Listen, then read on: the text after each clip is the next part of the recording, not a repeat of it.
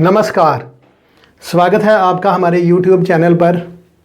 आशा करता हूं कि आप सभी लोग कुशल मंगल होंगे। तो आज हम बात करेंगे कुंडली में बनने वाले एक ऐसे योग के बारे में जिसका नाम है काम योग।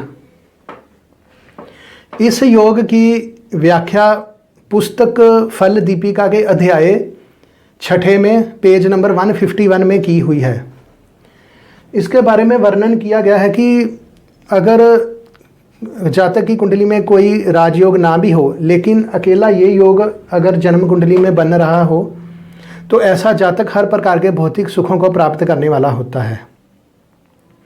ऐसे जातक को उत्तम स्त्री, उत्तम संतान और बंधुओं का सुख प्राप्त होता है।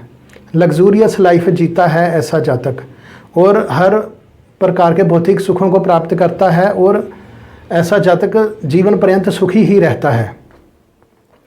तो कैसे बनता है यह योग, आइए इसके बारे में चर्चा करते हैं। जैसे ये मैंने मेष लगन की कुंडली बनाई है, आपकी किसी भी लगन की कुंडली हो सकती है।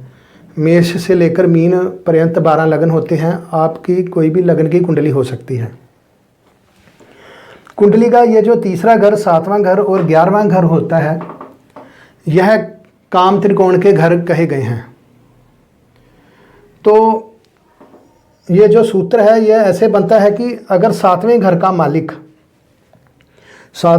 मालिक अगर केंद्र या त्रिकोण में या लाभ भाव में या धन भाव में उच्च का होकर बैठ जाए या स्वग्री होकर बैठ जाए या मित्र राशि का होकर बैठ जाए, लेकिन वह अस्त नहीं होना चाहिए और ना ही वक्री होना चाहिए, ना ही क्रूर ग्रह की दृष्टि होनी चाहिए उस पर, और 7वें घर पर शुभ ग्रह की दृष्टि होनी चाहिए या शुभ ग्रह बैठे होने चाहिए, तो यह काम योग बन जाता है। आइए आपको समझाता हूँ। जैसे ये तुला राशि है, 7वें घर में इसके स्वामी होते हैं शुक्र।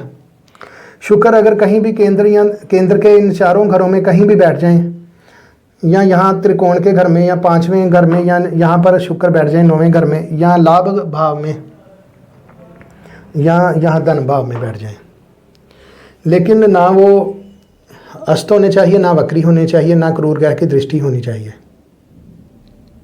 और 7वें घर पर यहाँ पर बुध, गुरु या चंद्रमा बैठे होने चाहिए, या यहाँ पर बुध बैठे होने चाहिए और यहाँ पर दृष्टि आ रही है, या गुरु या चंद्रमा यहाँ पर बैठे होने चाहिए, यहाँ पर दृष्टि आ रही है उनकी, तो यह काम योग बन जाता है। 7वें घर पर यहाँ शुभ ग्रह बैठे होने चाहिए या शुभ ग्रह की दृष्टि होनी चाहिए, तो यह योग बन जाता है। जैसे मैंने आपको बताया कि काम योग में जन्मा जातक उत्तम स्त्री, उत्तम संतान और बंधुओं का सुख प्राप्त करने वाला होता है।